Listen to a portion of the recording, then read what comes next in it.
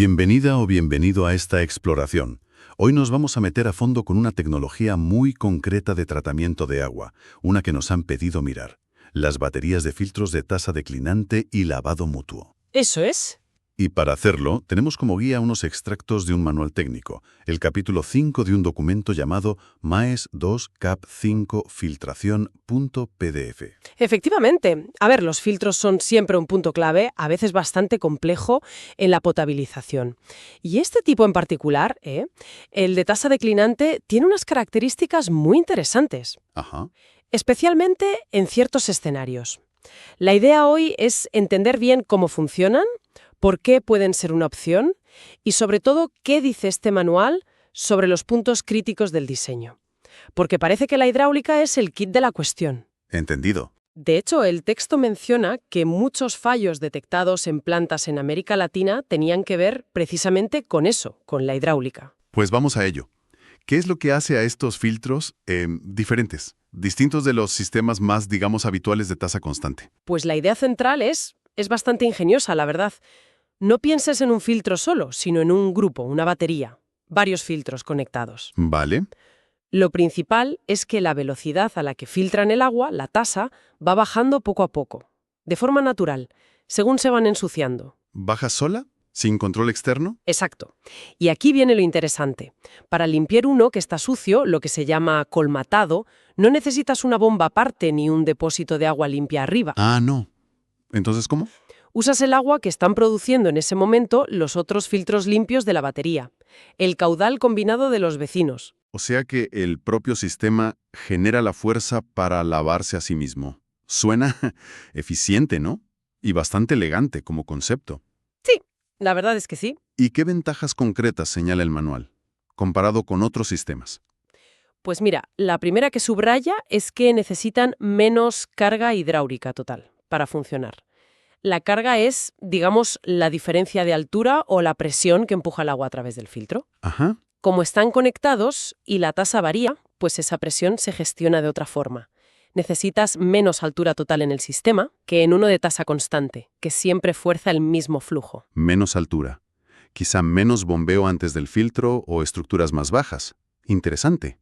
¿Qué más? La infraestructura suele ser más sencilla. Piensa que en lugar de galerías subterráneas llenas de tuberías enormes para repartir el agua, recogerla. Que deben ser caras y complicadas de mantener. Exacto. Pues estos sistemas usan a menudo canales abiertos. Un canal para el agua que entra, otro para la que sale filtrada, otro para el agua de lavado.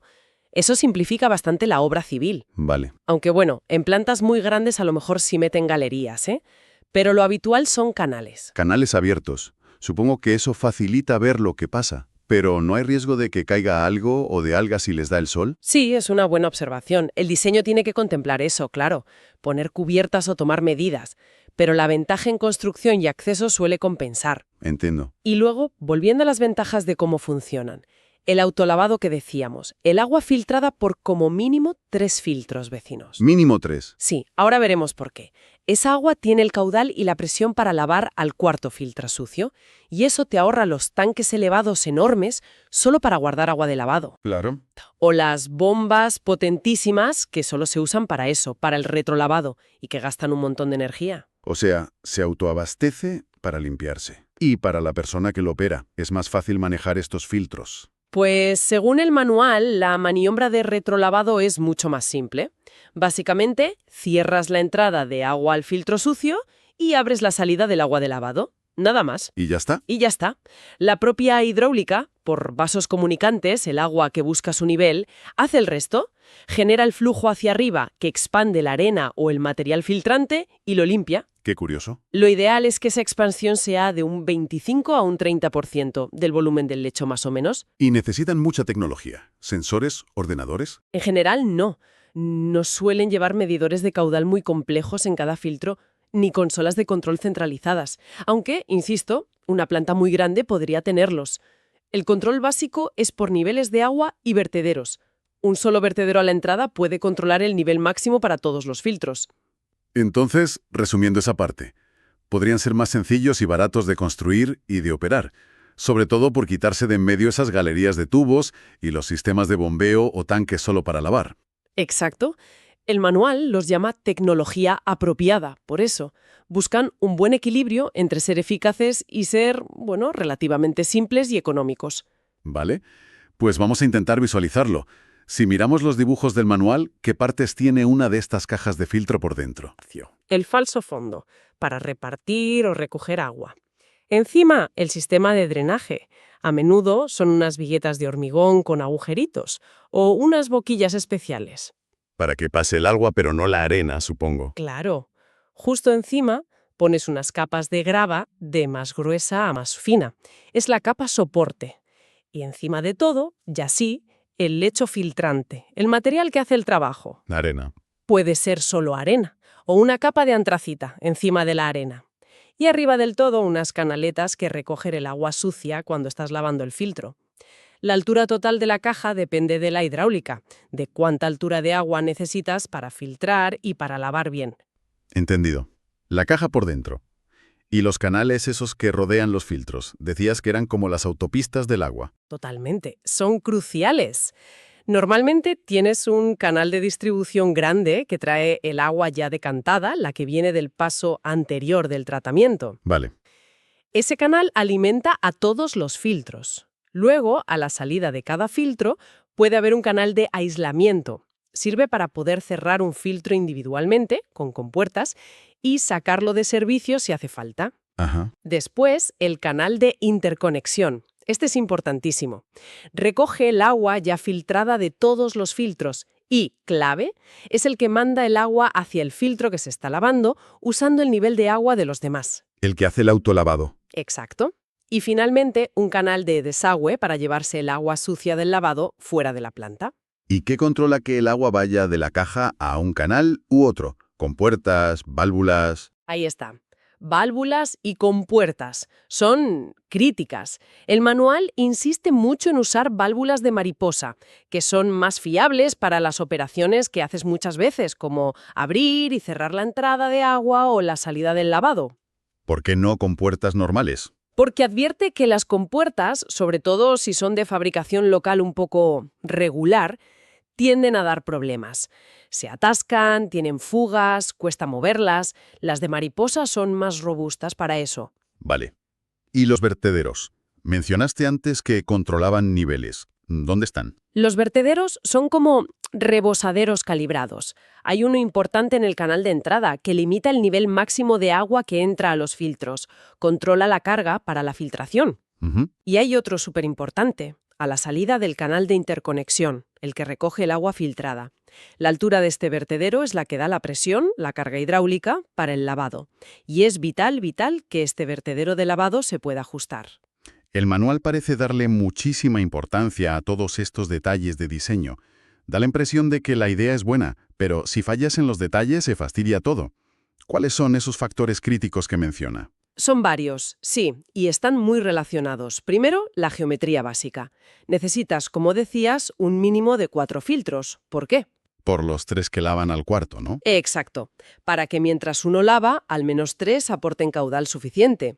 Y fíjate qué curioso, el tamaño de cada filtro individual, su área, AF, no se calcula pensando en cuánta agua quieres producir. ¿No? ¿Entonces? Se calcula pensando en cuánto caudal necesitas para lavar bien. Depende del caudal total de la planta, Q, y de la velocidad de lavado, VL, que necesites para expandir bien la arena. AF es Q entre VL. O sea, que el tamaño de un filtro lo manda la limpieza. Eso es. Una vez tienes el área de cada filtro, ya calculas el área total que necesitas, AT, para producir tu caudal de diseño, Q, a la tasa de filtración, VF, que elijas. AT es Q entre VF. Y el número de filtros N es el área total entre el área de 1. Qué curioso. Vale, ¿y cómo eliges esa tasa de filtración, VF? ¿Cuánta agua por metro cuadrado? Pues es un parámetro clave. Depende de muchas cosas. Cómo de limpia llega el agua al filtro, qué material filtrante usas, arena fina, gruesa, antracita, cómo operas la planta. El manual da rangos orientativos para un filtro solo de arena, con agua bien decantada, a lo mejor 120-150 metros cúbicos por metro cuadrado al día. Si usas un lecho doble, antracita y arena, o haces filtración directa, luego vemos qué es, puedes ir más rápido, quizá 240, 360. Ujú. Pero lo ideal, insiste mucho el texto, es probarlo. Hacer un experimento con un filtro piloto y el agua real de tu planta para ver cuál es la mejor tasa. Y llegamos al lecho filtrante, dice el manual, la parte más importante. ¿Qué opciones hay y qué cuidado hay que tener? Es el corazón, sí. Puedes tener un lecho simple, normalmente arena de cuarzo, o un lecho doble, una capa de antracita, que es un carbón mineral ligero, encima de una capa de arena. ¿Y por qué doble? ¿Qué ventaja tiene? La gran ventaja es que permite filtrar más rápido a esas tasas mayores que decíamos. Eso significa que necesitas menos superficie total de filtros para tratar la misma cantidad de agua. O sea, una planta más pequeña, más compacta. Pero Pero, la selección del material es crucial. crítica, ¿En qué sentido? no vale cualquier arena que encuentres o cualquier antracita. ¿Qué va? Para nada. El manual da especificaciones muy claras para la arena. Tamaño efectivo de 10 entre 0,50 y 0,80 milímetros, coeficiente de uniformidad CU por debajo de 1,5. Y si pones antracita encima, Tienes que elegirla bien. tienes que elegirla pensando en la arena que tienes debajo. Tienen que ser compatibles. ¿Cómo se hace eso?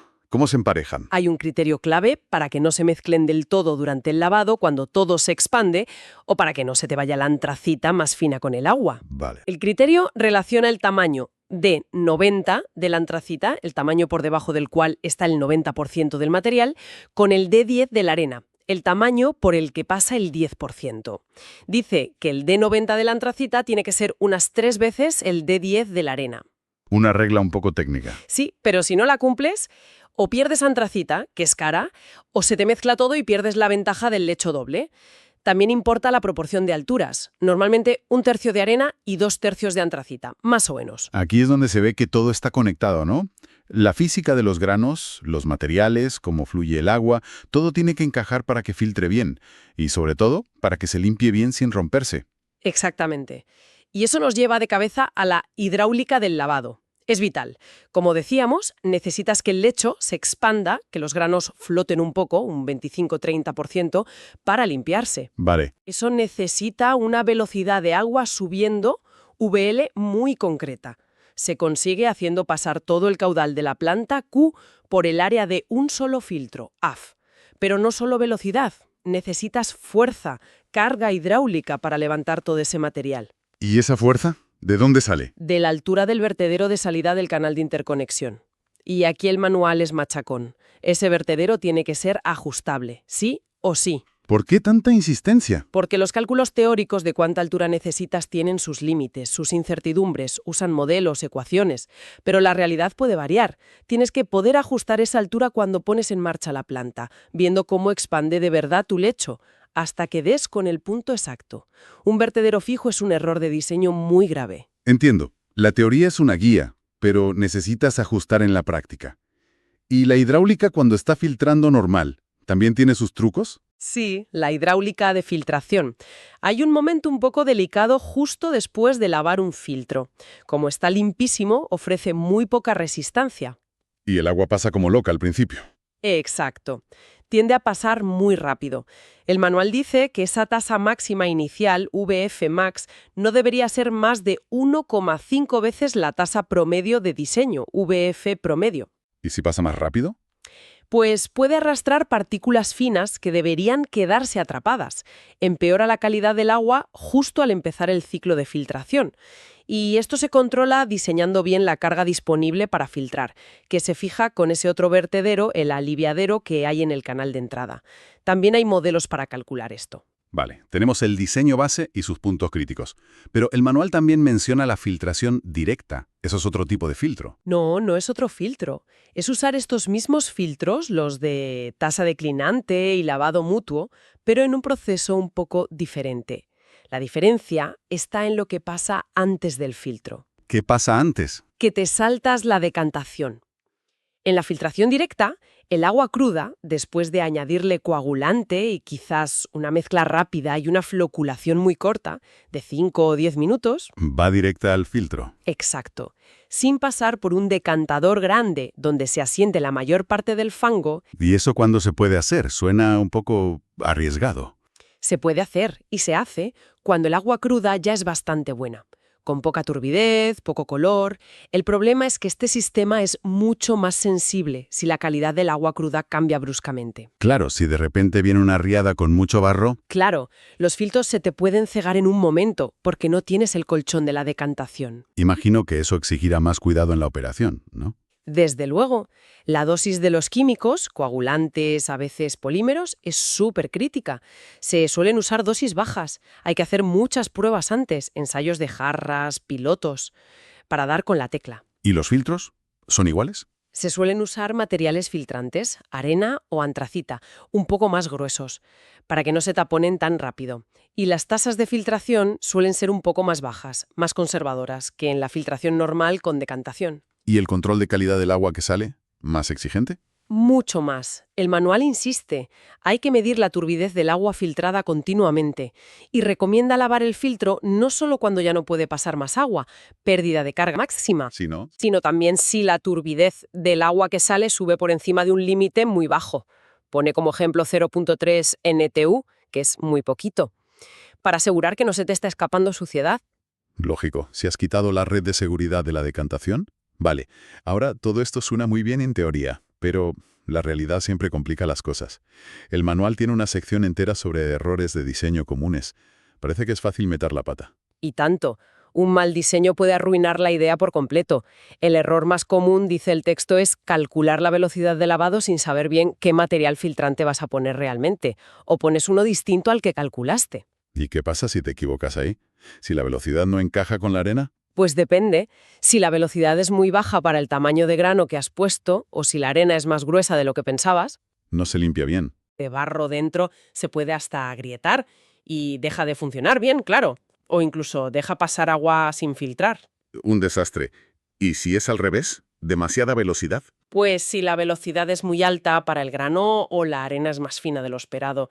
En cada lavado te llevas material, vas perdiendo arena o antracita y poco a poco te quedas sin filtro o con uno que no tiene la altura suficiente. Dos formas de cargarse el filtro por no ajustar bien la limpieza al material.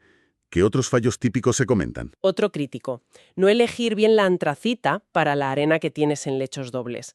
No seguir esa regla del D90 y el D10. ¿Qué pasa si no la sigues? Si la antracita es muy fina, la pierdes en los lavados. Si es muy gruesa, se mezcla del todo con la arena y adiós ventaja del lecho doble. Errores con los materiales y con la construcción, la hidráulica.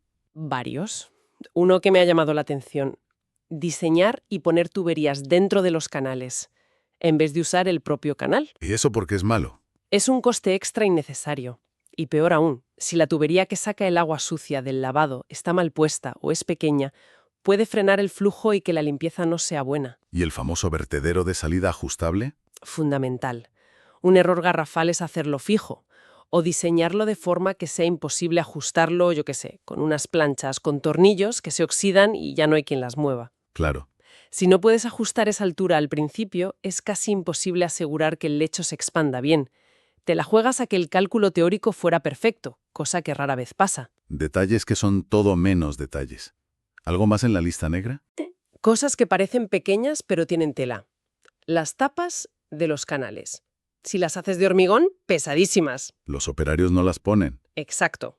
Las quitan para mirar y ahí se quedan.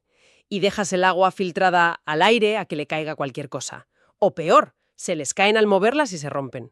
Un problema de operación que viene de un mal diseño. Hay que pensar en quién lo va a usar. Otro error de concepto importante. Diseñar la planta para un caudal enorme que tendrás dentro de 20 años, pero empezar a usarla con muy poco caudal. Ajá. Como el tamaño de los filtros, AF se calculó para el caudal grande, Q grande. Si empiezas con un caudal pequeño, Q pequeño, la velocidad de lavado, VL igual a QAF, te queda bajísima. Y volvemos al problema de la limpieza insuficiente. Exacto. Colmatación severa desde el día 1. El manual trae fotos de un caso real y es bastante gráfico. Hay que pensar en las fases, no solo en el final. Y por último, lo que ya dijimos, usar compuertas sobre todo malas, en sitios clave como la entrada o la salida de lavado. Se atascan, fugan, son un lío. Mejor válvulas de mariposa fiables. Queda claro que no son tonterías. Son fallos que pueden hacer que el sistema entero no funcione bien. Filtros que no filtran, que se ciegan, que pierden material, agua mala o un infierno para operar. Bueno, pues recapitulando un poco. Estos filtros de tasa declinante y lavado mutuo son un enfoque ingenioso, a menudo más simple de construir. Su truco es usar la propia hidráulica, la gravedad, los niveles conectados, para regular cómo filtran y sobre todo para limpiarse solos. Exacto.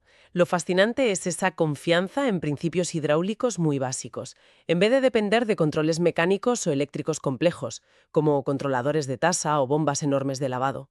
Pero, Pero, como hemos visto con los errores, esa aparente simplicidad exige un diseño y una construcción súper cuidadosos. Elegir bien los materiales del lecho y calcular al milímetro toda la hidráulica, la de filtrar y sobre todo la de lavar, son la clave para que funcione. ¿y adaptarlo al agua que tienes? Y, por supuesto, adaptar todo eso al agua concreta que vas a tratar, especialmente si te planteas ir a filtración directa. Para terminar, me quedo con una idea dando vueltas. El manual se centra muchísimo en la hidráulica, en cómo el propio flujo, los niveles, no solo hacen el trabajo, sino que son la solución para mantener limpio el sistema. Y me pregunto, ¿hasta qué punto podríamos aplicar esa idea, usar la dinámica interna de un sistema para que se regule y se autocorrija en otros sistemas complejos? Como por ejemplo, No sé, pienso en sistemas ecológicos, económicos, incluso en dinámicas sociales. Podrían diseñarse para ser más autorregulables, aprovechando sus propias inercias, sus flujos internos, en lugar de intervenir siempre desde fuera. Es, bueno, algo en lo que pensar.